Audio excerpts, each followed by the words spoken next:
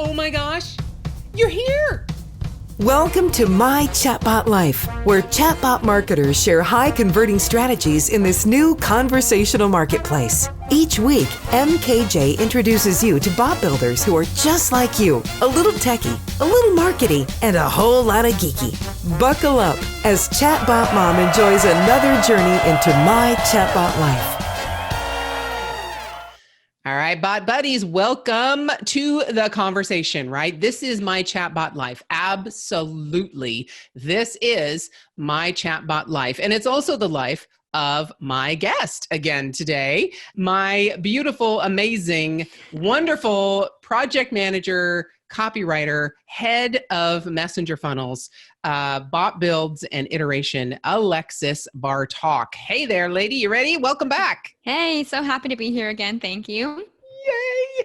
All right. So if you got any kind of value out of the last episode, which I sincerely hope you did, this one is going to give you one of our really, what are we going to call this? This is really one of our secret weapons. Mm-hmm. It truly is. Building a bot is wonderful. It's amazing. And this is going to answer the number one question you get from prospects if you are a bot agency. Number one, they're going to ask you, well, what are you going to do for that $1,000 a month? Right? That retainer. What are you doing for that retainer? Why should I pay you that amount of money? This is your secret weapon. This is exactly what you do for that money. And what I'm talking about is the thing that we've been talking about for the last 3 weeks. Here we go. That's it. And we are talking about this middle part, intentional iteration. That's what you do for that retainer. Because if you don't do this, your bot will not convert anywhere near to the level that it could. Mm-hmm. All right. You're just picking low-hanging fruit if you just build the bot and let it go. This is deep. This is what gets you to niche down to your prospects. All right. So before I get into all those details, because I am so excited about this part and what we've developed to do, I can't even tell you how this right here has exploded chatbots for us. So when we talk about intentional iteration, Alexys, what are we saying?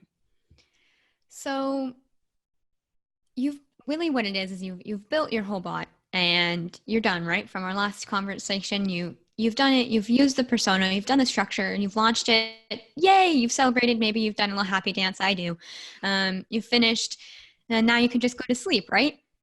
No, this is when it actually, just like Mary, you just said, this is when it all explodes. This is intentional iterating, which means you're going to go in and you're going to look at every button, every question, every image, literally so nitpicky, and go in and see, is this converting as high as humanly possible? Well, as bot as possible, because this is not a human. So you're going to go in and really iterate every aspect of your flow of every bot. And so this is where, like Mary said, we've taken bots that have been converting good, maybe at 20%, not bad, and made them convert at 70%. Yeah. So this is where it changes. Does that make sense? Yeah. Yes. Okay. And this basically, we did this because one of our clients was quite nitpicky. Mm-hmm. And we've iterated before. We definitely look, we take a look at things like, and I'm talking before Alexys. This is BA, right? Before Alexys. That's really cute. When I was just doing this all by my little own lonesome, I would go in and check things, but I wouldn't go so detailed as we're going to outline for you today. Mm-hmm. And one of the clients that we had that we've finished work for and iterated completely, and it's an evergreen funnel and it's beautiful, that he was very, very nitpicky, very, very specific about what he wanted his bot to say and how he wanted it to say what he was saying. And we had to go through every single button, every single piece of text, and make sure that it was complying with what he wanted. And also at the same time complied with Facebook and us and everything, right? Yes. So we got so detailed into this process and then applied it obviously to all of our other clients that we saw a huge change in how our bots actually performed. So what is one of the first things we have to do when you say, and I know, all right, bot buddies, hang on. I guarantee you, you're probably sitting there going, are you kidding me? I know. I did the same. Right? Right? Are you kidding? What? And that's exactly what the reason I think you used that nitpicky term is because that's kind of how we coined it, right? That's kind of how we felt about, why do we have to be so nitpicky? Why are you being so nitpicky on our bot, right? Once we got over that and just did it, it changed our lives. Really, it did, and changed the lives of our customers. So when we look at that and when we get over, I'll give you a couple seconds. Take your time. All right, that's it. So when you get over that feeling of I've got to do all of that, then listen up, because this will make a difference. So give me an idea, Alexys. What's the first thing we need to do when we're going to look at iterating a bot after we've already built it? People are coming through, they're having a good time, everything's going great. There are no holes, there's no crazy haywire things going on. It's all working smoothly. What is the first thing we do when we're going to iterate? So the first thing I would do is write down all of the stats somewhere of what it is at, where it's at now. You want to keep track of everything because, as Mary said, you're like, are you kidding me? But it gets so inspiring when you realize that all of this work is making a big difference. So first thing you want to do is just write down where everything is at. And when you do that, you're going to see, wow, that one flow is actually it's really low. Why is that only at like a 4% when all the others are at like 20? I don't get it.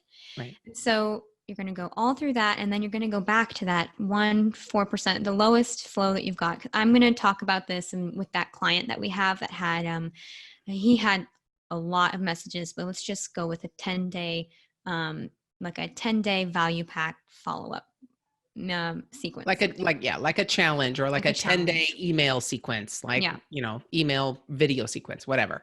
Yeah, that's the example we're going to use. Yeah. So let's say on day 3, it was, for some reason, it was at 3%, but all the others were at 20. And so when we say 3 and 20, clarify that for us, because you and I know what we're talking about. Oh. But so that means click-through rate. So all the open rates, and you're looking at those two, you're writing all of the stats down of the sequences, you're even doing growth tools. Obviously, unless it's an evergreen growth tool, you're just writing that down to keep track of it. But we're talking about the initial, first of all, like in mini chat, how it tells you upfront the initial, unless you have a condition, it tells you the open rate and the click-through rate, and then you're actually going to go into your flow and see in your messages what were the the open rate and the click-through rate here, and then the open rate and the click-through rate of the next message and the next message. But we're talking about the overall. Yes. So if the overall for all the other click-through rates are at least 15, 20%, which is still low in my want, then one of them is like 4, then we're going to hone in on that one. So for this client, because we had a lot of clients, what I felt was fair is that we did 3 to 6 flows a week. Depends on how many clients you have, how much you're charging the client. And really, if it's your bot, I would do all of them at once. Yeah. It's whatever you want to do. So can I clarify something real quick? So when you were talking about that overall open rate and click-through rate, Bot Buddies, the place you see that in ManyChat is if you have this flow in a sequence. Yes.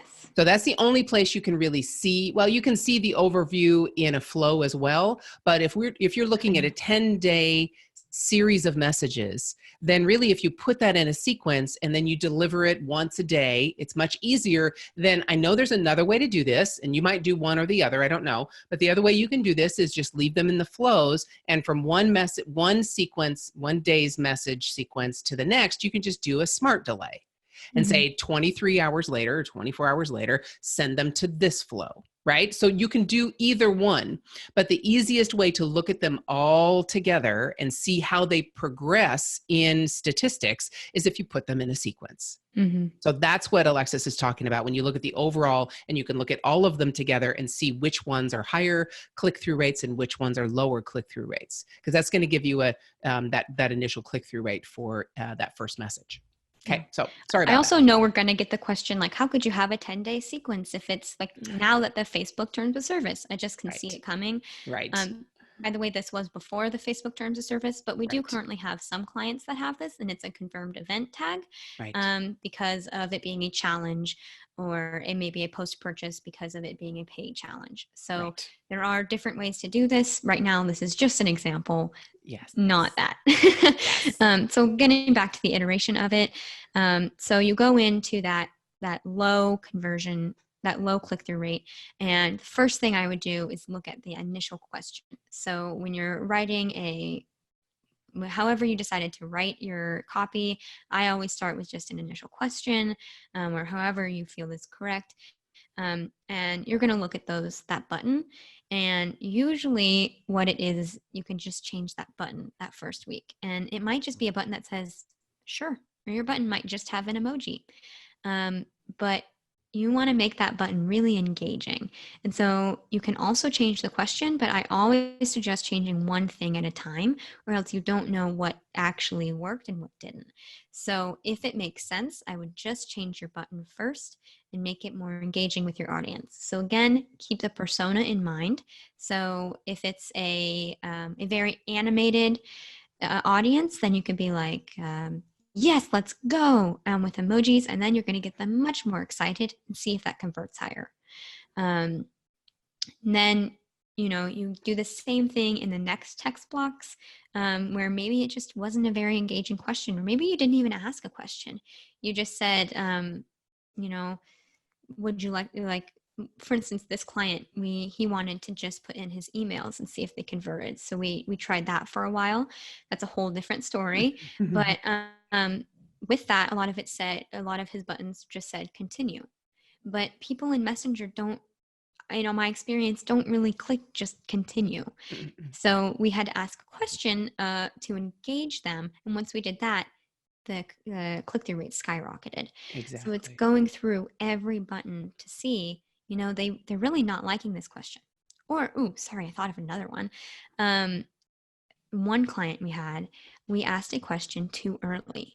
It was a personal question. I believe it was a question that the client wanted to ask about if their relationship status. Yes. It was a dating advice. And so it was, what is your current relationship status? And like 50% dropped off right there. And if we hadn't checked it, that would have been, it's pretty much a broken funnel. Yeah. So if you go in, because nobody progressed. Yeah. At least half the people that got to that question didn't continue. So whatever we were trying to get them to, they didn't get there. Exactly. The trust wasn't there yet, which is okay. Yeah. It just takes time. Yeah. So then you realize, okay, let's put that later on, take that out, or just change the question. And you changed it to, again, pretty brilliant. You changed it to, have you ever had your heart broken? Instead of what's your relationship status? Married, single, divorced, right? Well, everybody's going to go yes to, or most everybody. Maybe some people haven't had their heart broken. Let's hope. I really haven't. Luckily, been married to the same guy, first boyfriend, so I haven't had to deal with that. But all right, go and brag. Sorry, that's the way it is. I picked a good one really early. I was a baby. No, anyway. But, they're going to answer that question. That's going to be something they're much more eager to share. And it's building that trust. You're asking them a personal question, but it's a comfortable question. And it's building rapport, really. It's the same thing being on a call with someone or just talking to a friend. Have you ever had your heart broken? Well, yeah. Yeah. Or no? Well, you're pretty lucky. Why are you here? Yeah, what the heck? Yeah, exactly. Yes. If they say no, then there's another opportunity. Yeah. Why do you need dating advice? It's totally different. Yes. Oh my gosh. Yes. So yes. The other thing that I was going to say is something you have to think about before you start diving into this iteration. Like Alexys said, you have to really get the details of the stats of your initial flows first. And I would even go so far as to taking screenshots of each of those messages, because if you find something where you iterate it and it decreases, you want to go back to what was working. But you won't know that because you've changed it and it's gone. So take a screenshot or have the copy somewhere so that if you want to go back to it, you can. And sometimes even we've done this before where you can actually, in one particular flow, if you're like, I'm not sure if this is going to work or not, you can actually actually do a split test within the flow. After that first initial question, if there are other things you're going to do, you can just do a randomizer. Half of them go to the original flow, half of them go to the new flow, see which one works. I highly suggest that. Yeah. Especially during the iteration phase. We've done that on webinar clients with nurture messages. Especially this is to the agency owners that like maybe you're not agreeing with the client about really which way the bot should go, but you know that you're doing the right thing here. And so if you just suggest, hey, let's use the copy you gave and then let's kind of meld it for Messenger, and then let's split test them and see which one's converting the best in a week or two. And then you can give them the stats and then they can't really argue with that. And if theirs is converting best, they knew their brand best. That's right. And you learned something. And we did this with that one client. I'm sorry, but this one was a fight, right? This was really one where we knew that the copy was not right for Messenger. And it wasn't necessarily like a competition, but we did get the client to say, you were right. And those were the sweetest words I've almost And if you know MKJ, she doesn't really care about that type of thing. And so it was a big deal. It was a huge deal. And we had to do a whole split test and a whole 7-day sequence. And I had to go, okay, fine. We'll go ahead and do your sequence and try it that way. It was definitely a 50-day sequence, everyone. Well, I know it was, but we started with the first 7. We did. It was 50 days. But we started with those first 7 and we actually created the bot the way we knew it should be done. And we had to split test to show the client because he just did not believe that we could create a message sequence that would convert higher than his was an email. Yeah. But when you're in that iteration phase, similar to what Mary was saying with the screenshots, something that we did for this client and what we started doing for other clients was making actually like a Google Slides report, I suppose you would say, to show them the changes, because not every client needs this. It depends on what you would say, but it actually really helped me see what's changed this week, how much better has it gotten, and it got me so excited for what we were doing. So you don't have to do this, but I would really suggest if you have a client that's like, what is this retainer? What are we doing this week? Just make it in a Google Slides. You can keep it and just duplicate it each week. And so like Mary said, you can go back and be like, actually, that didn't work. Where is that? And, now we still have that data that we can use as case studies. Yes. And I wouldn't say that you can do this, but you don't have to. I would say if anybody's paying you for monthly iteration, you need to prove to them what you're doing. Yeah. Well, you need to be giving them data. You just don't have to do it in a Google Slides. That's correct. But it's so much more powerful. Yes. Because you actually show them the difference in the copy and the difference in the numbers. And most people can't write copy like this. I have never found someone that I could just hire off the street who knows how to build bots or knows how to write email copy, who knows how to do this. Right, Alexys? We always have to train people. Always. Yeah. I think the most amazing thing was one time we had a client who was really unsure about this Messenger thing. And, she was kind of nervous. And then after about 2 weeks of us writing in her bot, she Voxered me. And she was like, I've never had anyone get my voice down like you did. She was like, I can just send you something and you've got it. And I was like, yeah, that's what we do. Yeah, exactly. So, this is, Yeah. And that's, if you get this skill, if you get this down, you will be much more valuable to your clients, because I also have clients who, when I'm doing calls that they might want to hire us, they're asking me, okay, so are you building the bot and I have to provide the copy? Like, they're separating those two things. We don't separate those two things. We do both. We think that, as you saw from the last podcast, that is all part of what we do. That's the entire thing. But because there are so many copywriters who just write the copy and then you've got to go create the ClickFunnels page, or they write the copy and then you've got to go create the lead pages page or the page on your website, you've got to do the technical part or hire someone else to do the technical, and this person just gives you the copy. We don't do that. And I highly recommend for you to do this as well, because your value to that client will soar because of the fact that you have so many more skills to bring to the table other than just being a technical bot builder. right? This is a conversational designer. This is a conversational marketer. And that's the only way you can do that is if you have these kinds of skills. So yay. All right. Yes. I'll get off my soapbox.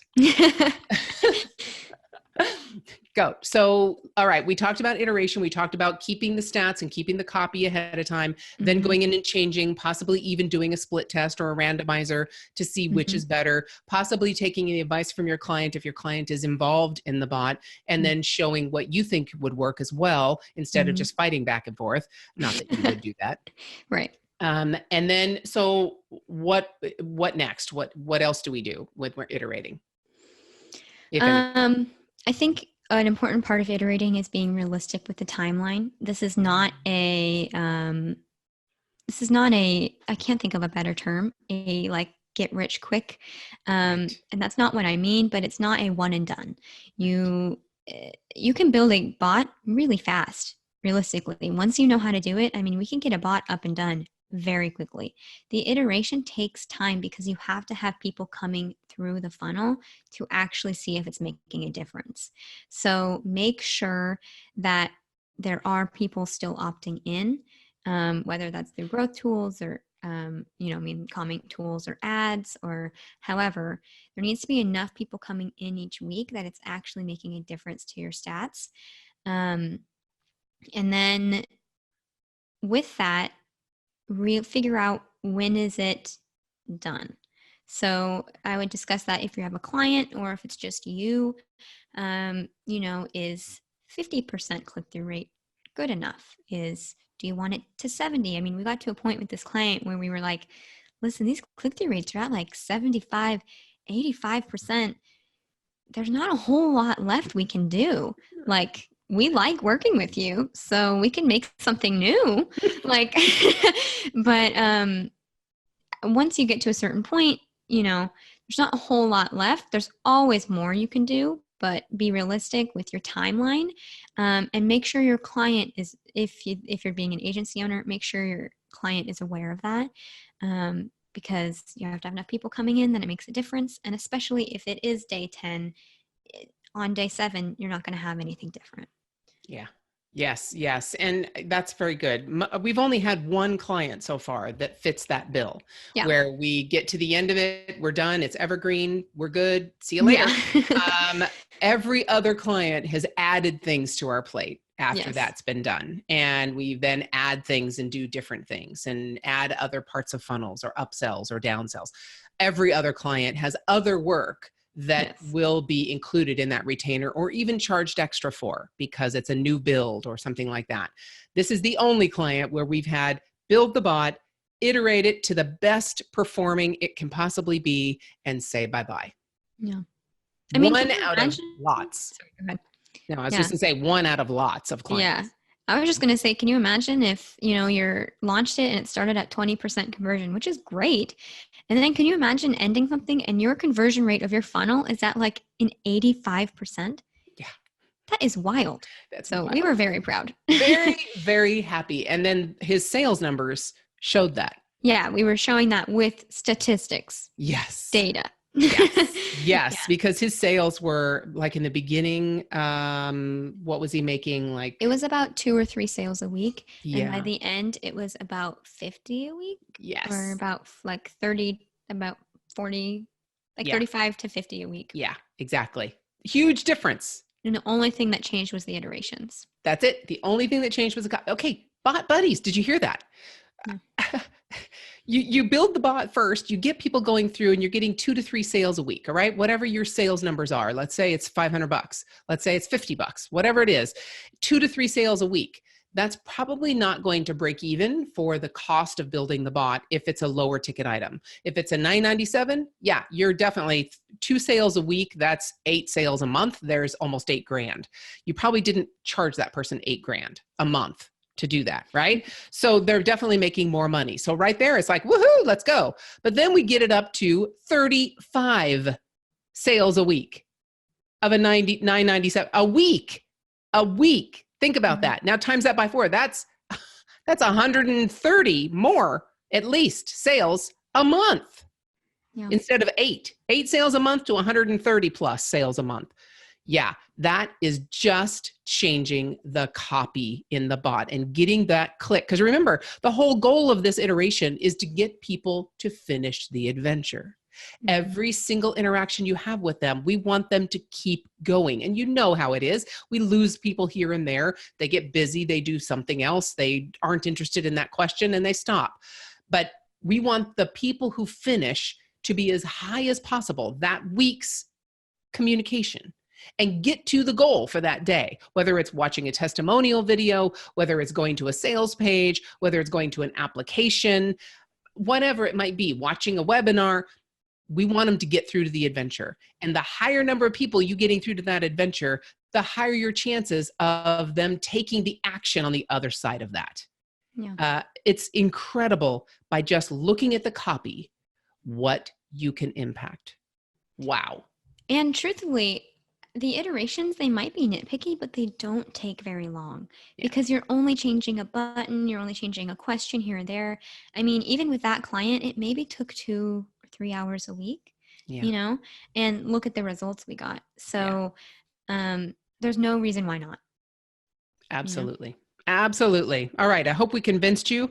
Bot buddies, if I find any of you just building a bot and walking away from it, Chatbot Mom's going to come smack you. Because you are losing, of course, you know I'm not, but you are losing so many opportunities for the value that you bring, the expertise that you have, and the results that you can get in your bot or your client's bot. Anything else, Alexys, that you would add to iteration and this whole intention that we've been talking about? No, I mean, I think that's everything other than just think outside the box for your client as well. A lot of times, like we said, that one client was the only one out of all of them that we were like, okay, I think that was everything. And we felt good about that. But other than that, every other client, we've found other ways to provide value and add new things. So always be thinking of new ways to be building and creating within a bot, not just, I'm iterating. That's it. There's always more you can be doing. And right there is the perfect segue into the next conversation we're going to have, because that requires a mindset. You are not just a bot builder. You are actually a partner with your client or in your own business. You're not just, and if you're an entrepreneur and you are at all making any kind of money, you already have this mindset, but you might need to overcome different hurdles to be able to look at your bot from a different perspective or look at your marketing from a different perspective. And that might take an outside party of some kind. But let me tell you, the next thing that Alexys just teed up for us that we are just going to do a hole in one. And that is the movement of your mindset. And that's what will be in the next podcast episode. But in the meantime, if you want more information about this, about iterating, and I'm telling you, now do you understand that this is our secret weapon? Now do you understand how we use this iteration as an absolute secret weapon that our clients are just blown away by, and our students when we share with them how to do this, and the critiques that we do for bots. And again, if you're looking for that, just go to mkjconversionmethod.com and you will get the PDF. You will get all the information that we've talked about in all 3 of the previous podcast episodes. And then the next one is going to be blowing your mind, literally. Yes. Wide open. All right. Thank you, Alexys. Yes. I'm so happy we were able to share these amazing tips and tools that we use every day in our business with the bot buddies out there. Yes. Thank you so much for having me, and so happy to meet all of you bot buddies. Thanks for listening to the My Chatbot Life podcast. To watch this video chat, visit mychatbotlife.com and get all the rocket boosters you need for your own chatbot success.